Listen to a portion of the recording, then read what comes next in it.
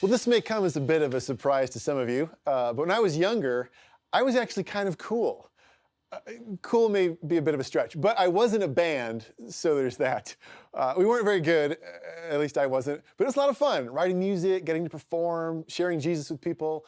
I also loved getting to play with other, usually much better bands, meeting these people I would hear on the radio, listening to their stories, sharing the stage with them. It was a lot of fun and some great memories. And I remember one band in particular we got to do this big event with that was kind of not, they weren't really a big deal at the time. People didn't know who they were. They were just these young kids trying to figure themselves out and what it meant to be Christians making music. But then they just took off, and it was crazy watching them over the last, 15 years or so blow up and become this big thing, and hearing them on K-Love airwaves. I was happy for them. They were good guys. But recently, they were brought back to my mind for kind of the wrong reason. I read a story that the lead singer, after like 15 years of Christian music, came to the conclusion that he no longer believed in God. He was walking away from this whole Christian thing, band and all. He said he lost his faith. He posted this sort of honest and heartfelt explanation for how he was raised in a Christian home, taught all these truths as absolute, essential, and all this stuff. But at this point, he had so many questions and doubts. It was like pulling threads on a sweater to the point where the sweater was pretty much unwearable. And that was his faith now, unwearable. And the best I could describe my feeling in reading it was just sad. I know stuff like that angers some Christians. They want to raise their fists and fight with people like, oh, you traitor, you're hurting people, how dare you? But I was just sad for a guy who was being honest with himself and others. In some ways, it took a lot of courage to essentially throw his whole career away. There's not much room in Christian music for an atheist.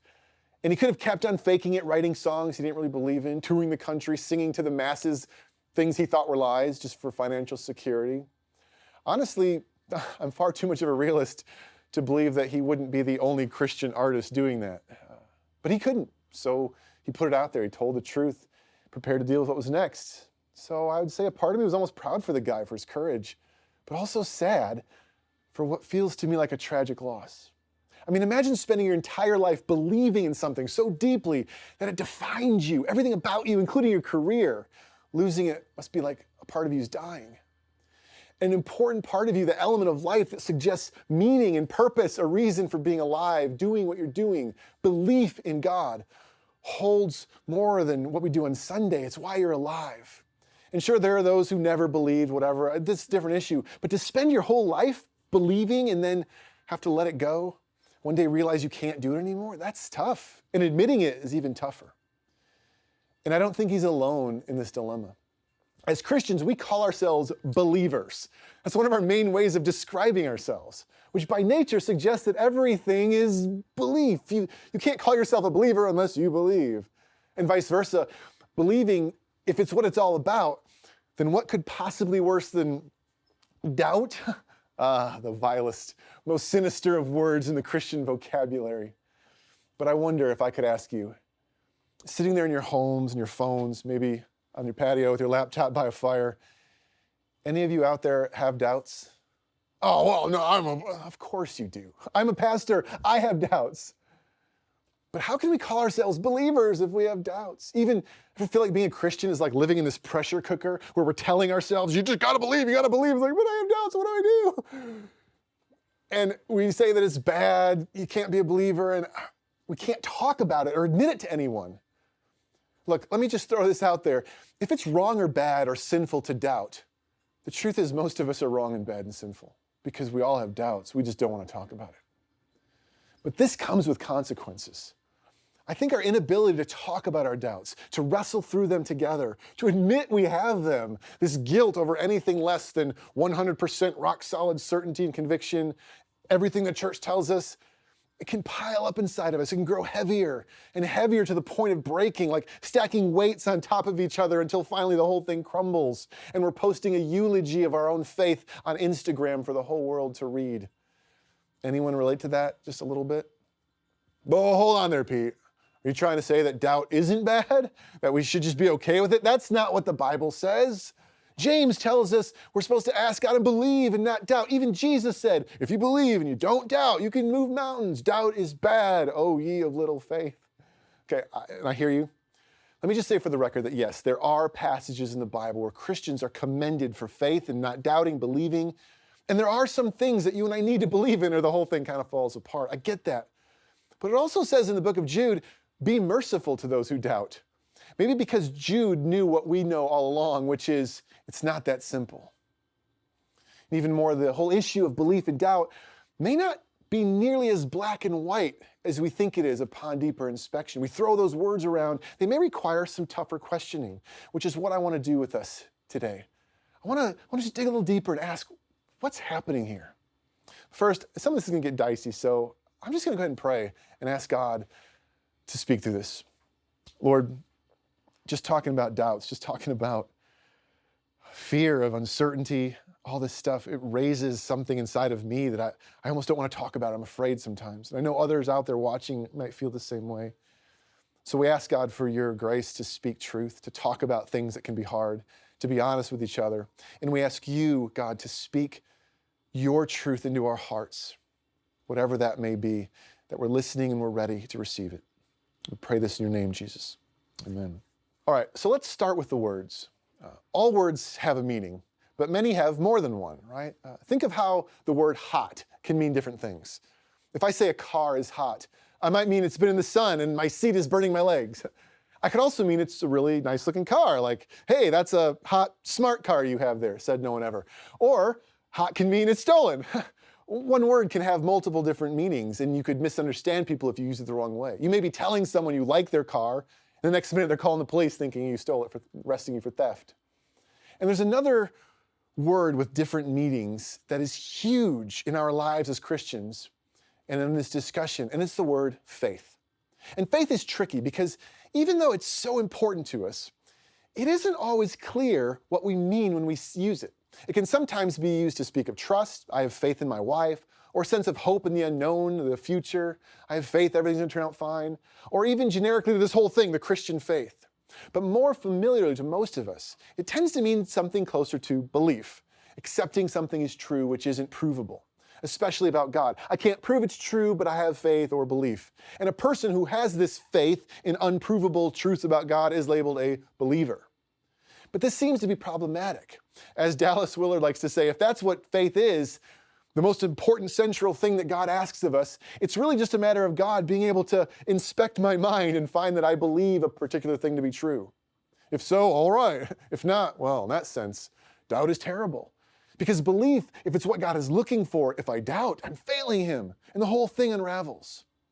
Here's the problem. While it's true that faith and belief do at times share a similar use, that doesn't mean the words are the same or always refer to the same idea, as if hot always means warm. It doesn't. Let's be honest with each other for a minute. This has created a lot of confusion and uncertainty for people, myself included, until I realized there's actually another way of understanding the word, a way of making sense of some of this that oftentimes we miss. See, in the ancient world, in the Bible, the Greek word for faith is the word pistis. It was not specifically a religious word, nor did it usually refer to believing. Rather, its primary use was in the realm of personal relationships, how people relate to each other, especially in terms of loyalty and trustworthiness. And it often carried strong political overtones, like allegiance to a king or service to a master. An early Roman official named Pliny wrote to his boss his concern for Christians. He's like, I'm not sure about these people. He complained that they put their faith in a Lord named Jesus over the emperor of Rome. Now, clearly this didn't mean he was worried that they didn't believe the emperor existed. That wasn't the problem. The potential problem was they were swearing allegiance to a different king other than Caesar. And we need to put these people down. It was not the early Christians' belief in a different God that led to them being thrown to lions. It was their swearing allegiance to a different king. Faith meant that to them. This word was also used to talk about taking an oath, honoring an agreement, being true to one's word. In fact, the word faith in the old language was the name of a goddess, the goddess of trust, loyalty, and reliability. She stood as the guarantor of honesty. When you wanted to swear a contract, you would swear by the goddess faith. It meant loyal, true. It was a word given to a servant who acted loyally and worked for the good of the master, or a friend who made a promise and followed through, or a husband who was faithful to his wife. It was relational. Even today we say faithful when someone remains true and loyal. Belief, faith, faithful, they were all the same word in the Greek. We just interpret them differently today, which you may be about to ask, it raises a pretty serious question. If faith is more about being trustworthy and loyal to a person rather than just in accepting an idea in your head, why does the Bible always talk about belief? Well, remember when I said this is going to get dicey? Here goes. Our modern English word comes from an old English word, a compound word made up of two words. The first is be, which means to give or offer, and the second is lief, love, affection, cherish. When you put these two words together, belief meant to give love. It essentially meant to set your heart to something, to give your heart to someone. It was a term you'd use of marriage. The medieval English talks about it this way, of honor and keeping one's oath. They would use it for a knight, swearing loyalty to a king. The knight would get down on a knee before the king and say, I give unto you my belief. Well, the knight wasn't saying, I believe you exist. He was offering his heart. He was offering his loyalty. A bride would say to a groom, I give you my belief. I'm giving you my heart. That's what this word meant. And that's the word they used to translate faith from the Bible. It's a much different concept than what I think in my mind. In fact, one of the earliest recorded uses of the word belief in Christian writing from the late 12th century said this. It said, set your belief not on worldly goods. Well, clearly he's not suggesting you pretend earthly possessions don't exist. It's a challenge not to seek love or be loyal to anything above Christ. And one of the first translators of the English Bible, John Wycliffe, described our obedience to Jesus as the fruit of belief, meaning specifically it is not what we often think of as mental assent that matters, but behavior, action. Belief in Old English meant loyalty and obedience. Now where this got tricky, and I know some of you are like, wow, in Greek, the word for faith could be a noun and a verb. You could have faith and you could act faithfully. But in English, we can't say that. There is no I faith or he faiths. So when they translated the Bible in English in the King James, they kept the word believe for all the verbs. So anytime the verb in the Bible is to act faithfully, we interpret it as believe. But the reality is when Jesus said to his followers, believe in me, he wasn't saying, hey guys, accept that I'm real and standing in front of you, or listen to my words. He was saying, give me your loyalty, follow me, commit yourself to me. Faith is an attitude of the heart. It's choosing to be loyal. It's choosing to give yourself to another person, not just accept an idea and then moving on with your life. It's a heart motive towards another person, in this case, God. And there are actually other key Christian words that speak of this when we understand them correctly. For example, a sacrament, you might have heard that word. It was when a Roman soldier would publicly confess, another Christian word, allegiance to Caesar. They would line up and say, repeat after me, I do swear, right? The early church used this word because upon their baptism, the new followers would verbally and publicly reject all former loyalties and swear allegiance to Jesus as king. This was their confession of faith. It's where we get the word creed, from the verb credo, which means to set your heart upon. Belief, right? See how these words together?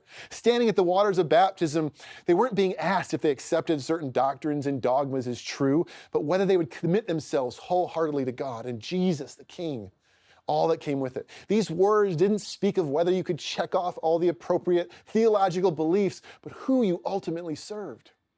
I mean, hasn't it ever seemed strange to anyone else why God would be so obsessed with us believing he exists in the first place? It's as if he's like Santa Claus in the movie Elf, you know, where his magic sleigh is stuck and the only way to get it out is if I can just get everyone to believe. It is not your belief in God that he's interested. It's your heart, your life, your decision to follow him, come what may. That's what it means to walk by faith. It doesn't mean to have all the answers or never have questions. To have faith means I'm going after God even when I'm not sure, even when it's confusing. He has my heart. At the end of the day, faith is not something you can lose. It's something that you choose. And look, like I mentioned earlier, yes, there are some beliefs that are necessary for us. Historical realities like the resurrection or that God is real. I get that. I'm not saying there's no place for belief at all. Hebrews 11, for example, talks about the necessity of believing God exists and faith being sure of the unseen. There's some of that. However, even there, the overall passage, go back and read it, it's not about people who simply acknowledged God was real. It gives this huge list of people who gave their lives in obedience, acting on what God was saying to them. Abraham wasn't called righteous because he just acknowledged God's existence. Yep, I believe you're up there and I accept all major tenets of the Westminster Convention. No, he was called righteous because of his willingness to trust God and obey, to commit his life to God and to act when he spoke, even when it didn't make sense. And it didn't make sense to Abraham. Okay, it all sounds nice, Pete. What about doubt? Isn't that what this whole talk is about? Let me give you something else to consider. Just like faith has a range of meaning, so does the word doubt. The Greek word diakrino can certainly mean question whether something is actually true, but it can also mean to part, leave, or separate from, even desert, like running away from a battle, or yes, to depart or leave a person, like Jesus. What if just for the fun of it, we read the passage that way from Matthew, changing out our common definitions with what I'm talking about? What if what Jesus actually said sounds more like this? If you will commit yourself to me in loyalty, and not part from me, not leave me, you can say to this mountain, be thrown into the sea, and it will. What if it's not Jesus saying, just believe really hard, make yourself believe, as if that's even possible? But what he's actually saying is, the only thing you need to do is stick with me. Just don't give up. It's a different way to read that verse, isn't it? Now, let me ask you, which makes more sense? That we just need to make ourselves believe, try as hard as you can, or that you just need to stay close to Jesus, to abide in him, for his Spirit to move our obstacles? And on an even bigger scale, which makes more sense? That God is up in heaven, looking down on us, scrutinizing every thought in our head to see if we're believing and not doubting every doctrine and dogma, and woe to those who get it wrong. If you want to be saved, you have to believe this. Again, as if I can even make myself believe something. Have you ever tried to make yourself believe something? It's impossible. And even among Christians, we disagree over what to believe in all the time. So who's right and who's wrong about every point? Are only some Christians going to make it because they are the lucky few that happen to know all the answers, and those of us that missed a few are out of luck? Does that make sense? Or is he looking at you and I with the deep love of a father, longing for a relationship with us, to see our lives better? And he's saying, I know you don't have all the answers. I know life doesn't always make sense. It's okay. Just don't give up. Doubt is going to happen. It's part of being human. Having a brain, breathe. I'm not judging you and believing all the right things all the time. I'm okay that you have questions. I'm just asking you to give me your heart and follow me anyways. I'm not saying because you checked all the right answers on your belief test, I'm saving you. I'm saving you because you clung to me, even when it was confusing, even when it didn't make sense. Because through the storms and the ups and downs and the, why God did you let this happen? You never let go. He's saying, just as I never let go of you, because I had faith in you first. I gave you my loyalty, my heart. I was faithful before I ever asked you to be. I'm not asking for perfection, just your heart, belief. Give me your love, your faith. Let's do this together. I know this is a lot. Nothing says fun like deep diving into word studies, but I think it matters. I think life in God makes more sense when we see faith not as a demand to believe everything perfectly and never have a doubt, but as a decision I can make despite it all, a choice of loyalty and love to the one who showed loyalty and love to me first by hanging on a cross for my life. So maybe when it comes to doubts, we can, as Jude says, give each other a little mercy. Maybe it's okay for us to admit that we don't have all the answers. The questions we have, the doubts we wrestle with, it's okay to be a little honest and shine some honesty into our hearts and minds when it comes to uncertainty. Because certainty isn't what saves us. Clinging to Jesus as best we can is what saves us. And in the end, that's what pleases God most. It's not a person who has all the answers, but a person willing to stand amidst the doubt. Through the chaos, facing down the storms, racked with questions, yet still choosing to follow. That's walking by faith. It's saying, I don't have all the answers. I don't always know, but I'm loving Jesus either way. I'm trusting him to pull me through and make sense of what I can't.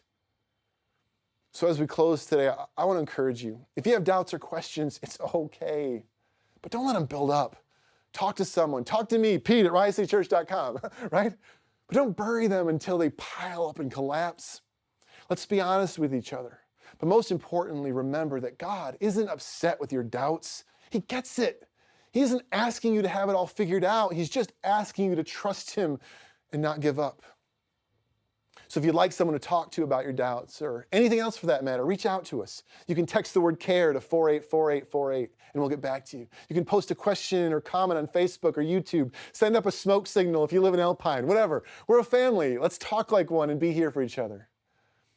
And in the end, may we wake up, rise, and shine. Wake up to Jesus, the one who died for us, put his faith in us, and calls us to follow him for a better life, questions and all. Rise to life, to maybe learn and study and seek answers to some of our questions, but regardless, choose to keep following. And shine to others by demonstrating to a questioning and uncertain world that it's okay for us to not have all the answers. We have questions and uncertainty, but it's not keeping us from being loyal and following Jesus with all of our hearts. You know, I think sometimes, if I could just end with this, we feel like we have to pretend we know everything to other people because we think if they see we don't have all the answers, they won't believe in Jesus. But I wonder sometimes if the opposite isn't true. Could we actually be people that shine even more by sometimes just being willing to say, I don't know, but I love Jesus anyway. I'm honest with my doubts, but I'm steadfast in my commitment. And even in the things I don't understand, even in the questions that rack me sometimes, and I just, well, why, God? God's saying it's okay. I still love you. I'm still here. Just don't ever, ever give up. Have faith in me. Have faith in him.